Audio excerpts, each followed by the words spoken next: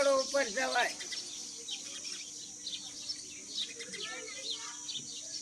ચાર સુખનો પાઠ તો જો આયા છે. હું કહું તને જા તારક તો જાજી. સોનાપુરી છે ને, જુનાગઢ સોનાપુરી સમસાન થી આપણે ગામમાંથી જઈએ ત્યારે ડાબા હાથ ઉપર આવે અને વેલાવરમાંથી જાય તો જમણા ડાબા હાથ ઉપર ને ગામમાંથી આવ્યું તો જમણા હાથ ઉપર મોડ છે. આમ ધારમાં છે, લીલું નિશાન છે, પગથિયા છે, સુધી બોર્ડ છે.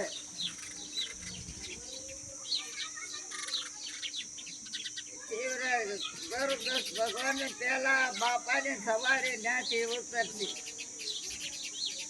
ડાબા કુંડમાં નાતી આપણી જગ્યામાં આવતી. પછી બધે આટા મારે, પછી મટકી કુંડમાં નાય. ખાસા હોય ને વાઘનાથ વેલનાથ બધા અંદર હમાઈ જાય. ભોંયરું નથી, ખોટા બહાર નીકળે.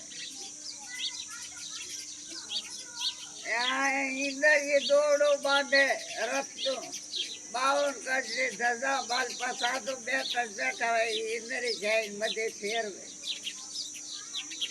શિવરાત્રી સવારે નીકળે.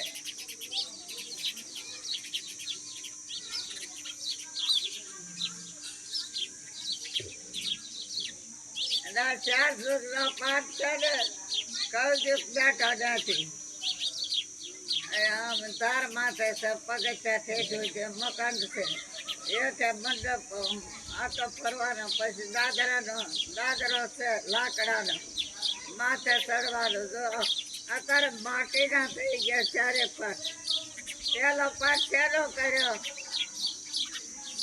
ફાડાનો. ગરુદત્ત ભગવાન દેવતાના બધા જ હાજર હોય શિવરાત્રી. તારે કે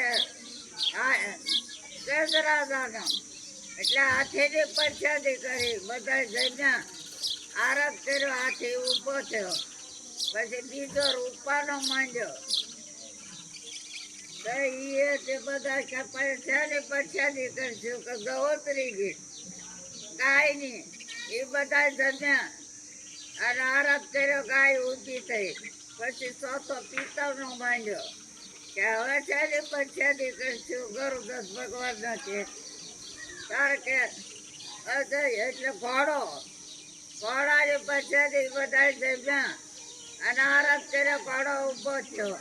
પછી ચોથું તાંબાનો બેસ્યો કે હવે શેની કરશું તો કે અદૈયા બકરીની પરસાદી કરી. બધા જમ્યા, બકરી ઊભી થઈ.